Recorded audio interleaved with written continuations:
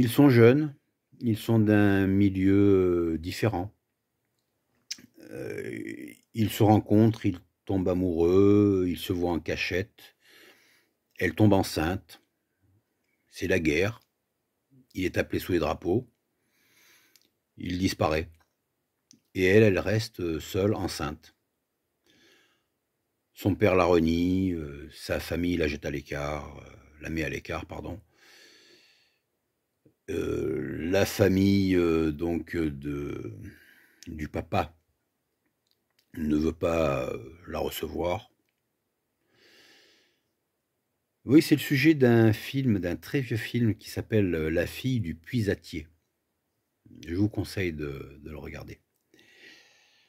Alors non, je ne me base pas sur ce film comme thème de cette vidéo, c'est juste une illustration. Je me rappelle dans les années 80 au lycée, quand une jeune femme de 16-17 ans tombait enceinte, c'était pour elle absolument terrifiant, traumatisant. Pourtant, ce n'était que 12 ans après 1968, l'amour libre, le flower power. Il est interdit d'interdire. Oui, oui, ben, mon cul, ouais. 12 ans après, quand les enfants de ces gens-là qui étaient descendus dans la rue, là, tombaient enceintes, hein, eh ben, c'était une horreur. Une horreur.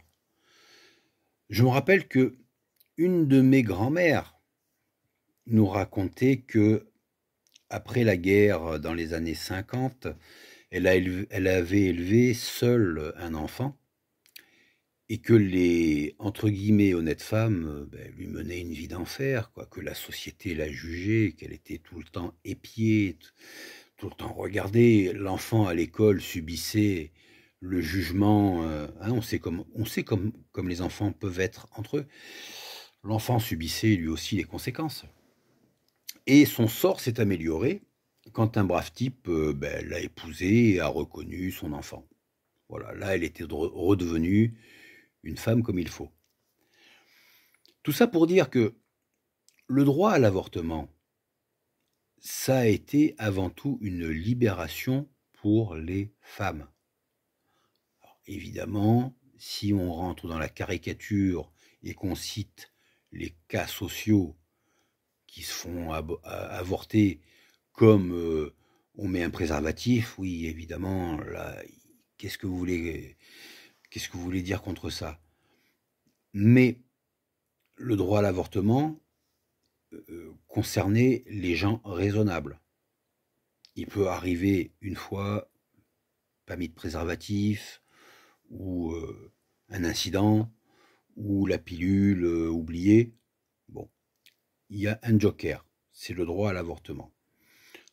Après, évidemment, si les gens sont inconséquents, c'est pas la faute de la loi qui autorise l'accès à l'avortement. Ce sont les gens eux-mêmes qu'il faut qui s'interrogent sur leurs facultés, sur le niveau de leur maturité et leur capacité à s'occuper de eux-mêmes. Le préservatif, d'ailleurs, la contraception. On parle maintenant de la contraception comme un moyen pour le patriarcat de soumettre à ses pulsions la pauvre femme faible. Je rappelle que dans l'intimité d'un couple,